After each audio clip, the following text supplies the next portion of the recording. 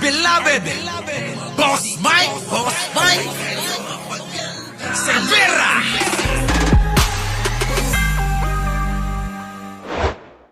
Commission on Human Rights o CHR ang panawagan ni UN Special Rapporteur Irene Khan na ibalik ang Pilipinas bilang bahagi ng International Criminal Court o ICC. Sangayon din ang CHR sa pagratipika ng International Convention for the Protection of All Persons from Enforced Disappearance. Kasunod ito ng ulat ni Khan sa UN Human Rights Council kung saan ibinahagi niyang sitwasyon ng freedom of expression sa Pilipinas matapos niyang bumisita noong Enero nung Ito na mga kababayan, pinaplano na bumalik na po sa ICC ang bansa. Ha, mga kababayan? Oh, di po ba paano na si Buday niyan, mga kababayan? Si Buday po, mga kababayan, ito oh. Panoorin niyo po ito, mga kababayan, si Buday. Oh, Buday! Be, sa'yo, nasa akin lahat, ikaw wala. Be, panalo ko, ikaw wala. Be, sa'yo, nasa akin lahat, ikaw wala. Be, panalo ko, ikaw Ganyan po, mga kababayan, si Buday, ano? Kasinto-sinto to, mga kababayan eh. Ha? Ikukumpara niyo si Pangulong Bongbong dito. Ang tira yan. Anong klaseng tira yan, Buday? Para ka sinto-sintong sinto-sintong 3 taon. Sakit sa ulo ni Buday, ha?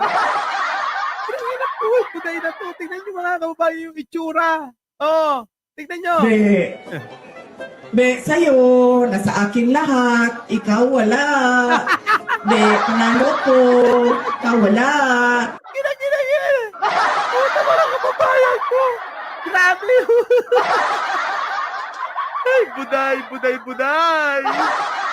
Talagang ha? Talagang match na match to kay Budoy. Ibang klase, mga kababayan, ang topak nito. Oo. Saan kayo nakakita, mga kababayan, ng vice-presidenteng ganyan? Ha? Saan kayo nakakita ng ganyan? Eh, alam niyo, mga kababayan, ewan ko kung bakit pinagtatanggol pa yan. Kita niyo naman itsura. Grabe itsura, mga kababayan eh. Oh. Be, sa'yo, nasa akin lahat, ikaw wala. Siyempre, nasa iyo lahat yung ninakaw mo na confidential fund. Oo, Eliza. Oh, yun. Be, nasa iyo na. Be, gaganito naman tayo sa kanya. Be, matatalo ka, hindi ka man nagiging presidente. Be, be, makukulong ka sa ICC. Be, malapit ka na, makulong. Be, malapit ka na, matatanggal sa pagka-vice presidente. Be, malapit ka na, mahukay lahat ng ninakaw mo, pati ninakaw ng tatay mo. Be.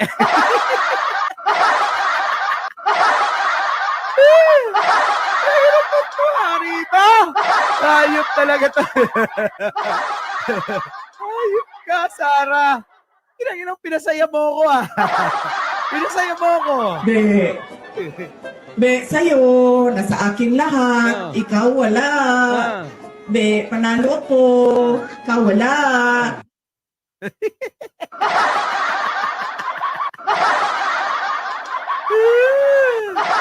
Pinasaya mo ko. Grabe. Pinasaya ako nito Sobra akong pinasaya nito si Buday. Nakapanood din. Oo. Yun Nora Brown. Ay, tawa na lang kayo dyan Marian Tomas, tawa ka ng tawa. Mag-share ka. Share mo naman to sa GC. Nasaan na sila? PBBM lang malakas. Hoy! Ito na, mga kababayan ko. So, eto na tayo, mga kababayan. Pukinang ina si Sarah, mga kababayan, lakas ng topak talaga. Sa totoo lang. Pero alam nyo, sa kasaysayan ng Pilipinas, abay, masaya rin naman pala na magkaroon tayo ng vice-presidenteng katulad niya. Kasi mga kababayan, sa totoo lang, natatawa na lang tayo, di ba? Kasi niluklok na sambayanan. Tapos, mga kababayan, siya pa mga kababayan ang nagtatawag na nabudol daw. Nabudol daw tayo ni Pangulong Bongbong. Eh, grabe, no? Tapos, mga kababayan, siya pa talaga may sabi noon na nabudol daw tayo. Okay lang ina, mga kababayan. Kung ganyan, yung hinalal natin na vice presidente, ano, biruin nyo pinagmalaki, 32 million mahigit yung bumoto sa kanya. Tapos ganyan lang, ang dali nga isa pa nga.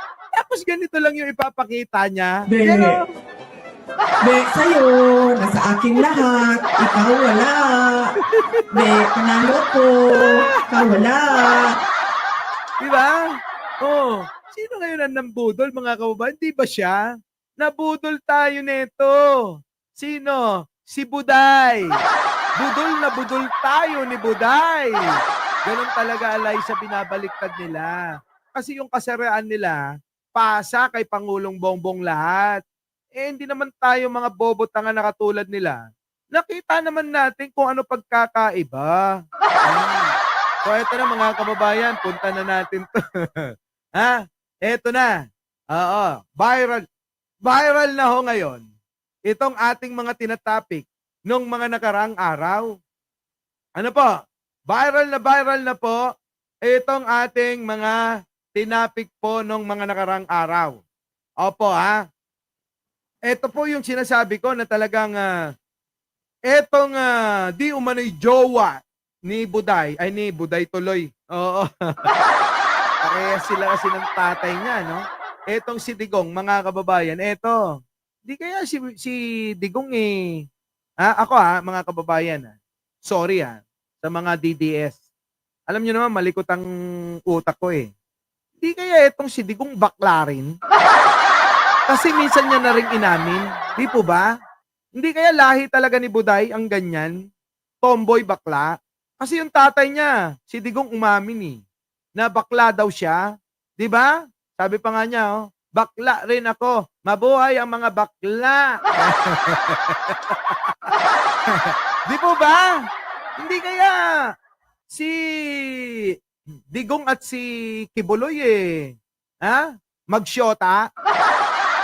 Kasi mga kababayan pansinin nyo, si Kibuloy hindi nag-asawa Hindi kaya bambina magsyota yung dalawa. Si Digong at saka si Kibuloy. Ano, mga kababayan? Hindi kaya yan magsyota? Tingin ko lang Ito na mga kababayan. Inisyo bigla. Hindi, nagtatanong lang naman ako Baka mamaya totoo no? Baka mamaya totoo. Ariel Dupra, oo. Ayan, new subscriber. Nako. Oo, thank you naman po Ariel Dupra sa mga bagong subscriber dyan. Baka meron pa.